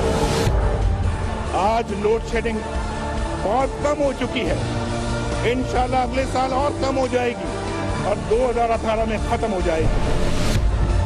तो हमसे वादा है कि 2018 में बिजली की कमी को खत्म कर दिया जाएगा। वज़ीर आज़म का दावा अपनी जगह, ये दावा हमने सुन लिया है, लेकिन हालात ये बता रहे हैं कि 2018 तक शायद या तो एक जानिब इस बात का भी खदशा है कि बिजली की मतलूबा पैदावार हम नहीं कर पाएंगे जितनी की ज़रूरत होगी। दूसरी जानिब ये भी ख्याल है कि अगर नए प्लांट्स के बाद ये बिजली पैदा होनी शुरू भी हो गई तो 2018 तक 24,000 मेगावाट बिजली शुरू भी हो जाएगी, तो उसकी तरसील का निज़ाम, जो कि बिजली की तरसील का निज़ाम है, वो इस वक्त इस काबिल नहीं है कि ये बिजली सारिफ तक पहुंचा सके। तो ये एक मसला है जो कि इस वक्त मजमूई तौर पर नज़र आ रहा है। पहले तो ये कि क्या 24,000 मेगावाट बिजली पैदा हो जाएगी जितनी उस वक्त की ज़रूरत होगी। दूसरा मसला ये कि अगर पैदा हो भी जाएगी, क्योंकि हुकूमत के मुख्तलिफ दावे हैं, तो पाकिस्तान का जो बिजली को चलाने का निज़ाम है, जो तरसील का निज़ाम है बिजली के कारखाने से सारिफ तक, वो इतना मजबूत नहीं है। इस वक्त उसकी सूरत हाल ये है कि महज 16,000 मेगावाट बिजली तरसील कर सकता है, और अगर यही सूरत हाल रही तो जाहिर है कि बिजली की लोड शेडिंग 2018 से आगे चलेगी। ये बात हम नहीं कर रहे कि ऐसा नहीं हो पाएगा, क्योंकि इस बारे में शकूक और सवालात जो है वो हम अपनी ज़ात के हवाले से नहीं कर रहे, बल्कि वफाकी हुकूमत के इंतहाई ज़िम्मेदार इदारे नेपरा का दावा है। नेपरा ने ट्रांसमिशन लाइंस की पोजीशन देखने के लिए अपनी टीमें पूरे पाकिस्तान में भेजी, और जो विजिट रिपोर्ट उसके सामने आई है अब वो मीडिया को दी गई है, और इनमें ज़मीनी हक़ाइक़ कहते हैं कि 2018 में इजाफी बिजली तो शायद मौजूद हो, लेकिन तरसीली निज़ाम, बिजली पहुँचाने का निज़ाम नहीं होगा, जिसकी वजह से लोड शेडिंग का खात्मा नहीं हो सकेगा। ये नेपरा का अपना अंदाज़ा है, और ये भी एक अंदाज़ा है, उसमें ये खदशा भी है कि अगर हुकूमत की बिजली की पैदावार बढ़ गई और वो बिजली की पैदावार बढ़ने के नतीजे में बिजली मौजूद है और तरसीली निज़ाम नहीं है, तो हुकूमत को अपने माहिदों के हवाले से अरबों रुपयों की अदायगी इन बिजली के कारखानों को करनी होगी। बिजली इस्तेमाल हो ना हो, हुकूमत बिजली खरीदे या ना खरीदे।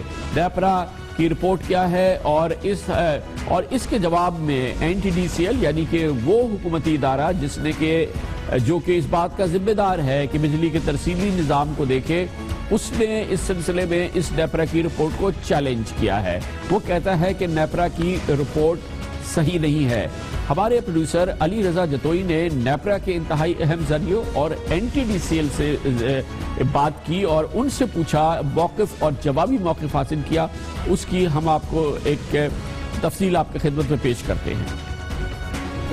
नेपरा ने अपनी रिपोर्ट में ट्रांसमिशन सिस्टम चलाने वाली कंपनी NTDCL की कारकर्दगी पर शदीद तहफ़्फ़ुज़ात का इजहार करते हुए कहा कि ट्रांसमिशन सिस्टम को बेहतर बनाने वाले ज्यादातर मंसूबे ताख़ीर का शिकार हैं। ताख़ीर की वजह से पावर प्लांट्स की लागत में इजाफा हो गया है, जो कौमी खजाने पर बोझ है। खस्ता हाल ट्रांसमिशन सिस्टम की वजह से सिर्फ 2 पावर प्रोजेक्ट्स उच्च शरीफ और गुड्डू पावर ने पिछले 2 साल में 16 अरब रुपए का नुकसान किया। 4,600 मेगावाट बिजली के Karachi port Qasim power project, Engro थर कोल और जामशोरो थर कोल प्रोजेक्ट 2017 में मुकम्मल होंगे, लेकिन इनके लिए ट्रांसमिशन का सिस्टम मौजूद नहीं है। ग्रिड स्टेशंस पर फॉल्ट को रिकॉर्ड करने वाले आलात खराब हैं। NTDC کے پاس بجلی کے ضیاع پر قابو پانے کے لیے کوئی منصوبہ نہیں۔ 2017 میں ہی نئے پاور پلانٹ سے 4600 میگا واٹ اضافی بجلی کی پیداوار شروع تو ہو جائے، لیکن اس کی ترسیل کے لیے کوئی نظام نہیں۔ نیپرا کی report per national transmission and distribution company limited NTDCL کا کہنا ہے کہ نیپرا کی حالیہ رپورٹ بے بنیاد ہے۔ بجلی کا ٹرانسمیشن نظام بالکل درست سمت میں چل رہا ہے۔ ادارہ بجلی کی ٹرانسمیشن پر نیپرا کے بجائے پانی اور بجلی کی وزارت کو جواب دہ ہے۔ بجلی کی ترسیل کے منصوبے بر وقت چل رہے ہیں، کوئی بھی منصوبہ تاخیر کا شکار نہیں۔ نئے پاور پلانٹس کے لیے بجلی کی ٹرانسمیشن لائنز مقررہ وقت پر مکمل ہو جائیں گی۔ 2018 تک ٹرانسمیشن سسٹم 8000 میگا واٹ نئی بجلی کی ترسیل کے لیے تیار ہوگا۔ اس سلسلے میں ہماری بات ہوئی تھی اب سے 4 ماہ قبل جولائی میں ہمارے پروگرام میں secretary water and power doctor جناب یونس ڈھاگا ہمارے ساتھ تھے۔ حکومتی لوگ جو ہے وہ مسلسل اس بات پر ان کو اطمینان ہے کہ ان کی پیش رفت درست ہے اور ٹرانسمیشن کا نظام یعنی کہ بجلی کی ترسیل کا نظام بھی مکمل طور پہ تیار ہوگا۔ سن 2018 تک جتنی بجلی ہم پیدا کر رہے ہوں گے اور جتنی پاکستان کی ضرورت ہے، یہی سوال ہم نے پوچھا تھا جناب یونس ڈھاگا سے، تو ان کا کہنا تھا ہم نے پوری کانسنٹریشن کے ساتھ ٹرانسمیشن اور ڈسٹریبیوشن کے اوپر نہ صرف انویسٹمنٹ کیا ہے بلکہ اس کو مسلسل مانیٹر کر رہے ہیں۔ آپ یہ دیکھ لیے کہ پچھلے 3 سالوں میں 56 ارب روپے کی سرمایہ کاری کی گئی ٹرانسمیشن سسٹم میں اور ڈسٹریبیوشن سسٹم میں، جس کی وجہ سے آج آپ یہ دیکھ لیں کہ رمضان میں ہم نے 17,500 میگا واٹ بجلی مہیا کی پورے پاکستان کو۔ ایک بڑا تعطل جو ہمیں نظر آ رہا ہے وہ یہ ہے کہ بجلی کی ترسیل کا سب سے اہم ترین منصوبہ ہے مٹیاری لاہور ٹرانسمیشن لائن کی تنصیب ہے، جس پر بالکل پیش رفت نہیں ہو رہی ہے۔ اس لائن کے ذریعے بجلی کے 4 منصوبوں کی تقریباً 4000 میگا واٹ بجلی اس نے ترسیل کرنی ہے، اس لیے مٹیاری لاہور ٹرانسمیشن لائن انتہائی اہم ہے۔ یہ ٹرانسمیشن لائن نصب نہیں ہو سکی ہے اور اگر اس نے کام نہیں کیا تو 4000 میگا واٹ بجلی ہمارے پاس تو موجود ہو سکتی ہے کہ ہو، لیکن اس کی ترسیل نہیں ہوگی اور اس کی وجہ سے لوڈ شیڈنگ ہوتی رہے گی اور جب بجلی پیدا ہو رہی ہوگی اور ہم اس کی ترسیل نہیں کریں گے تو اس کے لیے ہمیں کیپیسٹی چارجز دینے پڑیں گے، اور اگر 4000 میگا واٹ بجلی ہمارے پاس فالتو ہوئی یعنی کہ ہم نے پیدا کرنے کی ہمارے پاس صلاحیت ہی ہے، اگر پیدا نہ بھی کریں پیدا کرنے کی صلاحیت بھی ہے تو اس کی ہمیں کیپیسٹی چارجز دینے پڑیں گے۔ حکومت پاکستان کو اس مد میں سالانہ 40 سے 50 ارب روپے تک کا خرچہ ہو سکتا ہے۔ یہ تمام معاملات ہیں جس کی وجہ سے اس میں شکوک ہے اس پورے ایشو کی، اور جو لوڈ شیڈنگ کے ٹارگٹس ہیں اس کی تحقیقات کی ہمارے پروڈیوسر علی رضا جتوئی نے، جو کہ ہمارے ساتھ موجود ہے۔ علی رضا بتائیے گا، آپ نے NTDC سے بھی بات کی ہے، نیپرا سے بھی بات کی ہے اور جو اپنی ریسرچ کی ہے اس کے نتیجے میں کیسے آپ کو لگتا ہے کہ یہ سب سے بڑا مسئلہ کیا ہے جس میں آپ کو لگتا ہے کہ 2018 میں مکمل طور پہ لوڈ شیڈنگ ختم نہیں ہوگی؟ سب سے بڑا مسئلہ کیا ہے اس میں؟ جی شکریہ کام صاحب، نیپرا اپنے سٹینڈ کرتا ہے رپورٹ پہ، جو انہوں نے اپنی رپورٹ شائع کی ہے وہ اس پہ کہہ رہا ہے کہ ہم بالکل اس پہ سٹینڈ کر رہے ہیں، اور وہ کہہ رہا ہے کہ ٹرانسمیشن کے جو مسائل ہیں وہ ابھی بھی ہیں۔ یہی سوال اگر آپ NTDC سے کرتے ہیں، ان کے ذرائع کہتے ہیں کہ ہم بالکل اپ ٹو ڈیٹ ہیں، ہمارے جو منصوبے ہیں وہ بالکل اپنی ٹائم لائن کے ساتھ چل رہے ہیں، اور ہمارے ساتھ کوئی ایسا مسئلہ نہیں ہے کہ ہم 2018 میں جو اضافی بجلی ہوگی اس کو ہم کیٹر نہ کر سکیں۔ ہمارے پاس 2018 میں بہترین نظام موجود ہوگا اور ہم جو 2018 میں جو ہے وہ اضافی بجلی کو کیٹر کر سکیں گے۔ اب دونوں نظریوں کو سامنے رکھتے ہوئے ہماری جو اپنی تحقیقات ہے وہ یہ بتاتی ہے کہ اس وقت بھی جو ہے NTDCL بہت کہتا ہے کہ 17,210 جو ہے میگا واٹ ہماری کیپیسٹی ہے ٹرانسمیشن کی۔ اس کے علاوہ دیکھا جائے تو پیداواری جو ہماری بجلی کی صلاحیت ہے وہ بھی کوئی 18,000 حکومتی ذرائع کہتے ہیں کہ اس وقت موجود ہے۔ تو سوال یہ پیدا ہوتا ہے کہ لوڈ شیڈنگ کیوں ہے؟ اگر 17,000 میگا واٹ آپ کی ٹرانسمیشن کیپیسٹی ہے اور پیداواری صلاحیت آپ کی 18,000 ہے اور ڈیمانڈ تو بہت، نومبر کا مہینہ ہے اور سردیوں کا موسم ہے تو بہت ڈیمانڈ کم ہے، تو اس کے باوجود لوڈ شیڈنگ کیوں ہو رہی ہے؟ اس کا مطلب کہ فلاز کہیں نہ کہیں پہ ضرور ہیں۔ اس لیے نیپرا کہہ رہا ہے کہ ہم اپنی رپورٹ پہ جو ہے وہ بالکل اسٹینڈ کر رہے ہیں، اور NTDC کے بھی کافی ذرائع یہ کہتے ہیں کہ ہاں بالکل مسائل کچھ موجود ہیں گریڈ اسٹیشنز پہ، جیسا کہ انہوں نے کہا کہ 85% جو نیپرا کہہ رہا ہے کہ ٹرانسفارمر اوور لوڈڈ ہیں، بالکل ہیں۔ PC1 ہم نے اس کا بنا لیا ہے ٹرانسفارمر کا، وہ آگے اب موو ہو چکا ہے. اس کے علاوہ این ٹی ڈی سی یہ بھی کہہ رہا ہے, این ٹی ڈی سی کے ذرا یہ بھی کہتے ہیں کہ جو گریڈ اسٹیشنز پہ فالٹ ریکارڈ کرنے کے آلات ہوتے ہیں وہ بھی کافی حد تک جو ہے وہ ہمارے صحیح نہیں ڈیٹیکٹ آؤٹ کر پا رہے فالٹس کو, تو ان کا بھی جو ہے ہم کو چینجز کرنا ہے. یہ ڈی ڈی سی بالکل ایکسیپٹ کر رہا ہے کہ بالکل ہم ان آلات کو بھی جو ہے وہ چینج کرانے کی کوشش کر رہے ہیں. اس کے علاوہ یونس ڈھاگا کا آپ نے بالکل شارٹ سنوایا ابھی, انہوں نے کہا کہ 56 بلین روپیز جو ہیں 56 ارب روپے ہم نے 3 سالوں میں جو ہے وہ انویسٹ کیے ہیں ٹرانسمیشن سسٹم پہ. تو اس کا بھی اگر نیپرا کی رپورٹ کو سامنے رکھیں تو 2014 اور 15 میں صرف 2 پاور پلانٹ اچ 404 میگا واٹ اور گڈو 747 میگا واٹ کا جو نیپرا کہتا ہے کہ 16 ارب روپے کا جو ہے انہوں نے نقصان کیا ہے.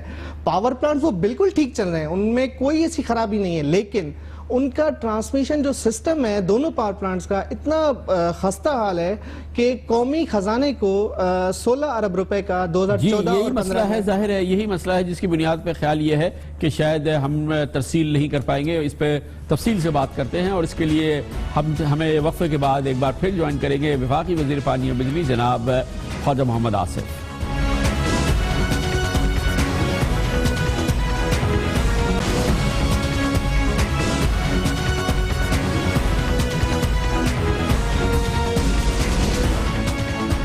کیا واقعی 2018 میں بجلی کی لوڈ شیڈنگ ختم نہیں ہوگی؟ پاکستان مسلم لیگ نون وزیر اعظم نواز شریف اپنا قوم سے کیا ہوا وعدہ پورا نہیں کر سکیں گے؟ اس کا اب ہمیں تفصیل سے جواب دیں گے وفاقی وزیر پانی و بجلی جناب خواجہ محمد آصف ہمارے ساتھ موجود ہیں. بہت بہت شکریہ خواجہ صاحب, آپ نے اس موضوع پر بھی ہم سے بات کرنے کے لیے ٹائم نکالا, بہت بہت شکریہ. یہ بتا دیجئے گا 2018 تک ہم کتنی بجلی پیدا کر رہے ہوں گے اور کیا ہم اس قابل ہوں گے کہ جتنی ضرورت ہے ہماری بجلی کی وہ پیدا بھی ہو رہی ہے اور ہم ترسیل بھی کر سکتے ہیں اس کو؟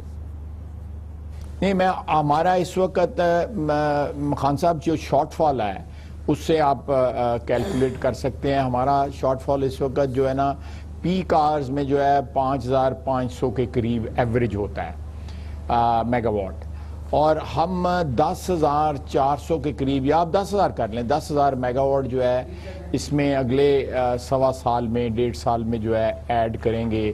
جو موجودہ ہماری استطاعت ہے یا جو ہماری جو موجودہ جو کیپیسٹی ہے اس میں ایڈ کریں گے. اس کا یہ مطلب ہوگا کہ اگلے 1 سال میں اگر فرض کریں ہماری ڈیمانڈ میں کوئی 1,000 کا اور اضافہ ہو جاتا ہے تو آپ 7,000-7,500 کی جو ہے وہ ڈیمانڈ میں ایڈیشن ہوگی, جو موجودہ گیپ ہے, پلس جو اگلے 1 سال میں جو ہے کوئی جنریشن ڈیمانڈ میں جو ہے اضافہ ہوگا. تو ہم انشاءاللہ تعالی نہ صرف یہ ہے کہ یہ گیپ پورا کر لیں گے بلکہ ہم انشاءاللہ تعالی جو ہے نا وہ بجلی ہمارے پاس آئندہ سالوں میں آنے والے جو ڈیمانڈ ہے اس کو میٹ کرنے کے لیے انشاءاللہ تعالی. تو گویا خواجہ صاحب آپ یہ کہہ رہے ہیں کیٹیگوریکل کہ 2018 میں بجلی بھی پوری ہوگی اور اس کی ترسیل کا نظام, ٹرانسمیشن اور ڈسٹریبیوشن کا نظام بھی پوری طرح سے تیار ہوگا 2018 میں؟ جی بالکل خان صاحب, ایک بات جو ہے یہاں پہ نوٹ کرنے کی ہے کہ ہماری جو اس وقت جو مین پلانٹس ہیں جنریشن کے وہ سارے نارتھ میں ہیں اور وہ سارے کے سارے لوڈ سینٹرز کے قریب ہیں. سائی والا ہے, فیصل آباد کے قریب ہے, لاہور کے قریب ہے, جھنگ والا جو ہے وہ لوڈ سینٹرز کے قریب ہے. تو اور وہ ان کی کوئی لمبی چوڑی ٹرانسمیشن لائن جو ہے نا وہ بچھانے کا جو ہے نا وہ کام نہیں ہے, اور یہ کام آلریڈی ہم نے کمپلیٹ کر لیا ہوا ہے. جو کمپلیٹ نہیں ہوا وہ آن سکیجول ہے, وہ اس میں ڈیلے کوئی نہیں ہے, الحمدللہ کوئی ڈیلے نہیں ہے. دوسرا کوئی یہ اعتراض کر سکتا ہے جی کہ ساؤتھ میں پھر کیا ہوگا. ساؤتھ میں اس وقت جو ہمارا پورٹ قاسم والا پلانٹ ہے اس کی ٹیسٹنگ کے لیے ہم نے بندوبست کر لیا ہے, کیونکہ ہمارے کوئی ڈیزائنز میں اپروو نہیں ہوئے تھے. وہ ڈیزائنز جو ہیں وہ اپنا جو اس کی ڈس اپروول کی وجہ سے تھوڑا سا ڈیلے آ گیا تھا. تو تو اس میں ہم نے کے الیکٹرک کے ساتھ بات کی ہے, وہ ان کو الیکٹریسٹی ٹیسٹنگ کے لیے پرووائڈ کریں گے. ان دا مین وائل ہمارا سسٹم جو ہے وہ سارے کا سارا جو جس میں ڈیلے ہے وہ ہم اس پہ جو ہے اس کو. لیکن خان صاحب اس میں مسئلہ سب سے اہم یہ ہے کہ نیپرا کو بھی تحفظات ہیں, وہ کہتے ہیں کہ ہمارا نظام تیار نہیں ہے, وہ بوجھ نہیں اٹھا سکتا, اور لگ نہیں رہا وہ جو اب تک جو آپ کی تیاری ہے نیپرا کو کہ ہم اس قابل ہو پائیں گے 2018 تک. خان صاحب رپورٹ جو ہے جیسے آپ نے کہا کہ جو ہے کہ وہ 2015 کے نومبر میں جو پریپیئر کی گئی تھی, ان کے پاس جو ڈیٹا تھا وہ اس سے بھی 6 مہینے سال پرانا تھا. سو میں آج جب ہم آپس میں یہ گفتگو کر رہے ہیں وہ ڈیٹا جو ہے نا وہ آبسلیٹ ہے, وہ اولڈ ہے. پچھلے 1 سال کے اندر جو ہے میں آپ کو لیٹسٹ فگرز بتاتا ہوں, جو ہے ہم نے دیکھیں یہ 2014-15 تک جو ہے نا 22,000 میگا واٹ ہم نے اچیو کی ہوئی تھی جو پچھلے 60-70 سال میں. اب 2017-18 میں یہ جو میگا واٹ ایج جو ہے ہماری ٹوٹل جو ہے یہ 34,090 کے قریب چلی جائے گی. یہ دس از 18 کی تک کی بات ہے. تو یہ اس سے آپ اندازہ لگائیں کہ ہماری جو اس وقت ڈیمانڈ جو ہے وہ تقریباً 23,000 کے قریب چل رہی ہے, 23, 23.5, 24,000 کے قریب. اس سے یہ ہوگا جب ہمارے پاس بجلی اسپیئر ہوگی تو ہم وہ پلانٹس جو ہمیں مہنگے پڑتے ہیں, مثلا جو ڈیزل کے پلانٹ ہیں جن کی ایفیشنسی کم ہے, ہم ان کو جو ہے وہ میرٹ لسٹ پہ نیچے لے جائیں گے, ان کو استعمال نہیں کریں گے, اس کو اسی وقت استعمال کریں گے جس وقت ان کی شدید ضرورت ہوگی. تو اس لیے ہم اتنی پروڈیوس کریں گے جتنی ہمیں ضرورت ہوگی. اگر کسی کے ذہن میں یہ سوال ہوگا کہ پھر ہمیں کیپیسٹی پیمنٹ کرنی پڑے گی اگر فالتو بجلی ہو جائے گی, تو نہیں, ایسا نہیں ہوگا. ہم پلانٹس جو ہمارے جو اکنامیکل نہیں ہیں, مظفر گڑھ میں وہ پلانٹس ہیں, 1-2 اور جگہ پر پلانٹس ہیں, جام شوروں میں پلانٹس ہیں, ہم ان پلانٹس کو آہستہ آہستہ فیز آؤٹ کرتے چلے جائیں گے. تو یہ میں سمجھتا ہوں کہ اگر آج کا ڈیٹا نیپرا کلیکٹ کرے, مثلا آج یہ شروع کر دے کام جو ہے 2-3 مہینے میں کلیکٹ کر لے, یا ہمارے ساتھ بیٹھ جائے, ہم ان کو کنونس کر لیتے ہیں, ہم ان کی خدمت میں عرض کریں گے جی کہ ہم نے ڈسٹریبیوشن اور ٹرانسمیشن دونوں کو ٹیسٹ کیا ہے میکسیمم لوڈ کے اوپر. یہ ایکسرسائز جو ہے منسٹری نے تمام ڈسکوز اور این ٹی ڈی سی کے ساتھ کی ہے, بڑی ریسنٹلی کی ہے. ہم نے میکسیمم لوڈ دیا ہے اور وہ میکسیمم لوڈ انہوں نے ڈسٹریبیوشن سسٹم نے اور این ٹی ڈی سی نے کیری کیا ہے. اس کے علاوہ خان صاحب ہم میجر جو ہے این ٹی ڈی سی اس وقت پروگرام جو ہے انڈر وے ہے, جس میں ورلڈ بینک کا بھی لون ہے, ایشین ڈیولپمنٹ بینک کا بھی لون ہے, اور یہ تمام نئے گریڈ سٹیشن بنائے جا رہے ہیں. جو موجودہ گریڈ سٹیشن جو ہیں ان کی استطاعت میں اضافہ کیا جا رہا ہے. تو اللہ کا فضل ہے کہ یہ پلاننگ جو ہے ہماری, اللہ تعالیٰ ہمیں کامیابیاں دے. پلاننگ ہماری جو ہے وہ گویا خواہش صاحب کہ آپ کہہ رہے ہیں, گارنٹی دے رہے ہیں کہ 2018 تک ٹرانسمیشن بھی پوری طرح سے ریڈی ہوگی, ہماری جنریشن بھی ہوگی, ضرورت سے زیادہ بجلی بنائیں گے, عوام تک پہنچائیں گے, کوئی لوڈ شیڈنگ نہیں ہوگی. ایک چیز بڑی اہم ہے, ذرا سا فرمائیے گا کہ دیکھیں جب لوڈ شیڈنگ نہیں ہوگی تو لوگوں کے پاس بجلی استعمال کریں گے, اور جب لوگ بجلی استعمال کریں گے تو ان کے بلوں میں زیادہ اضافہ ہو جائے گا. 2018 کے الیکشن میں جب آپ جا رہے ہوں گے, لوگ آپ کو پکڑ رہے ہوں گے, وہ کہہ رہے ہوں گے ہمارے بجلی کا بل ڈبل ہو گیا, ٹرپل ہو گیا. وہ بھول جائیں گے کہ پہلے بجلی کم استعمال کرتے تھے اب زیادہ ہے. اس ایونچولیٹی کے لیے آپ تیار ہیں 2018 میں کہ آپ کو ہوا پکڑ رہی ہوگی کہ ہمارے بجلی کے بلوں میں 2 گنا 3 گنا اضافہ ہو گیا؟ یہ صحیح بات ہے. تو آپ کو لگ رہا ہے کہ ایسا ہوگا؟ بات آپ نے ویسے ٹھیک کی ہے, مزیدار بات ہے. یہ دیکھیں یہ وہ کہیں کہ وہ we'll be jumping out of the fire from the frying pan into the fire. لیکن دیکھیں خان صاحب, بجلی بتدریج جس میں کچھ ہماری ایفیشنسی جو ہے وہ انکریز ہوئی, کچھ ہم نے بچت بھی کی, لیکن ایک بہت بڑا اثر جو ہے جو پرائسز تھیں آئل کی, اس کی وجہ سے ہم نے بینیفٹ جو ہے وہ اوور دا ایئرز اچھا خاصا جو ہے کنزیومر کو پاس آن کیا ہے. اور ہم انشاءاللہ تعالیٰ یہ جو جتنی بجلی پروڈیوس ہو رہی ہے, میں آپ کو بتانا بھول گیا کہ ہم نے جو سی پیک کے جو پروجیکٹ ہیں ونڈ کے, ان کے اوپر بڑا بھرپور کام ہو رہا ہے اور وہ بھی کنیکٹڈ ہیں.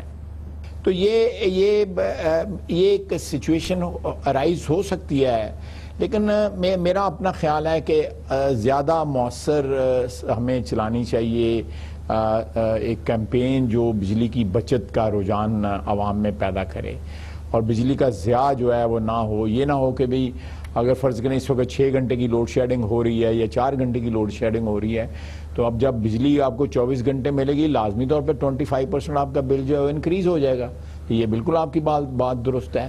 تو یہ کنزیومر کے ذہن میں میرا خیال ہے یہ ابھی سے جس طرح آپ نے بڑی اچھی بات کی ہے you done a favour to me, یہ کنزیومر کے ذہن میں یہ ڈالنا چاہیے کہ بجلی کی جو انکریز ہے اس کی ایک یہ بھی وجہ ہے کہ اب بجلی ان کو زیادہ میسر ہے آج سے 3 سال قبل جو صورتحال. بہت شکریہ جناب خواجہ, بہت شکریہ خواجہ آصف صاحب ہمارے ساتھ. اس کے ساتھ ہی ہمارے آج کے پروگرام کا اختتام ہوتا ہے, لیکن اور کل آپ سے پھر ملاقات ہوگی. کل تک کے لیے کامران خان کو اجازت. اللہ حافظ.